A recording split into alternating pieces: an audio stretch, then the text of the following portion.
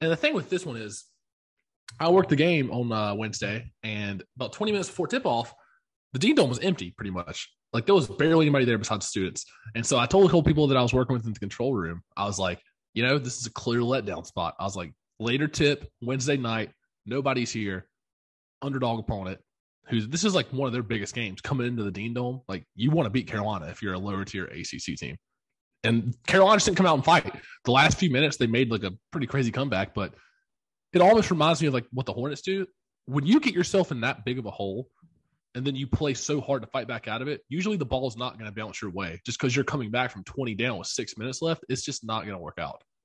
And it was just too little too late. It was bad. And the matter of the fact is, I haven't looked at the box scores. I looked at them when the game was going on, but the game, I said it before the season started or during the season when we talked to Bo, Carolina solely relies on Caleb Love and how he plays. If Caleb Love is into the game, he's making quick decisions, making the right decisions, not trying to do more than what he can do. And he's not playing lazy. I mean, that defense he was playing in the Pitt game and the Duke game was just absolutely some of the worst defense I've ever seen. I mean, it was James Harden-esque defense. It was so bad. It was. And to go off that point, he was non-existent in the first half and for the first part of the second half as well. And we started losing by a lot. He finally comes alive with 8 minutes left. We make a comeback. He scored, I think, 13 straight points for us at some point with like a few minutes left in the game. And that brought us back within striking distance. So, yeah, absolutely. And because that's the thing, people say, well, Baycott's probably the best player in this team. And yeah, I think Baycott is the best player.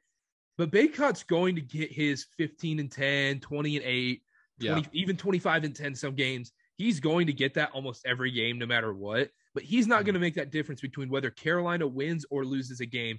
And that solely relies on Caleb Love. He's like the quarterback of an NFL football team.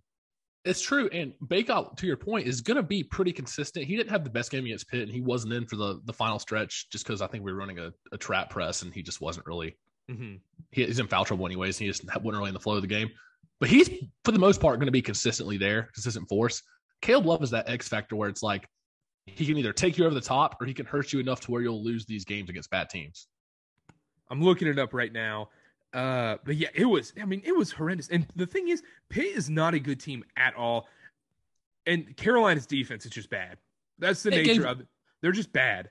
Yeah. Pitt gave Carolina every opportunity in the first 5 minutes of the game to blow a lead open, get a double-digit lead right off the bat. And the game's probably a different story at that point. I think they had, 4 or 5 turnovers in the first, 10 possessions or something like that. They didn't get a shot off till the 17-minute mark. I didn't turn on the game until I think it was the under 12 timeout, and it was already a 9-point game. And I'm thinking, oh no. And shout out to Josh Graham in Winston-Salem. He tweeted out before the game, he took a picture of the 3 ACC games that were going on. It was Miami and then Louisville playing. It was like Miami, Louisville, Notre Dame playing, and who's Notre Dame playing? Boston College. They went to OT. And then North Carolina, Pitt. And he said one of these teams is about to ruin their bracket resume tonight. Yeah. Carolina was the culprit, even though Notre Dame got close. Yeah, Notre Dame almost blew that. It was rough to see from a fan's perspective, from just a college basketball perspective in general. If you watch that game, it was just clear that Carolina's a bubble team, and that's how they played. They didn't want to be there. To be a consistent tournament team, you have to take these weeknight games against lesser opponents seriously, and Carolina just has a tough time doing that.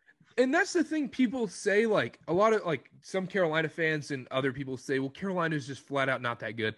I don't buy that at all because I feel like Carolina has potential they can hit. And I feel like that should be frustrating for Carolina fans that you have guys like Baycott, Caleb Love, who are high recruits and should be high caliber players. I mean, Caleb Love was right there going to Duke, right next to Jeremy Roach, whether you decide that's the right option or not, whatever.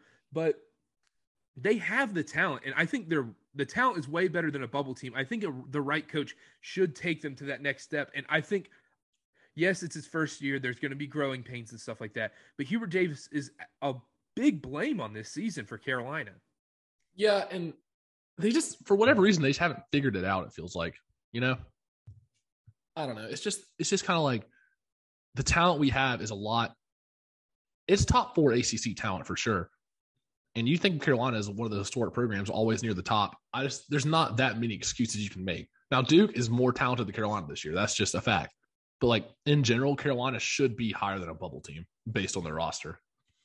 So I'm going back, and especially it was kind of wild watching that Pitt game when they just dominated Florida State.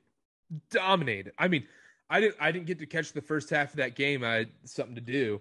It was All of a unreal. sudden, I turn it on halftime, 62-24. I'm like, why am I going to watch the second half of this game? I watched the replay, but The thing is, though, I saw this point brought up by a couple people. The second half against Florida State, Carolina did not play well. They, obviously, yeah, opened but up you already won that game. That's one of those you do you take your but still, foot off the gas in that second half. but that's two bad halves in a row of basketball. Second half Florida State, first half against Pitt. It carries over, like whether or not, whatever, big lead, whatever. That's still a bad half of basketball. I don't know if it carries over though if it's a big time game and there's a real environment there. Yeah, But yeah, that's true. that is a good point. But yeah, Carolina, I cannot believe. Okay, this is the last thing we'll talk about with Carolina. Yeah, The fact that Pitt beat them as bad as they did, since Pitt won by a decent margin, it put them into a Q3 loss, yeah.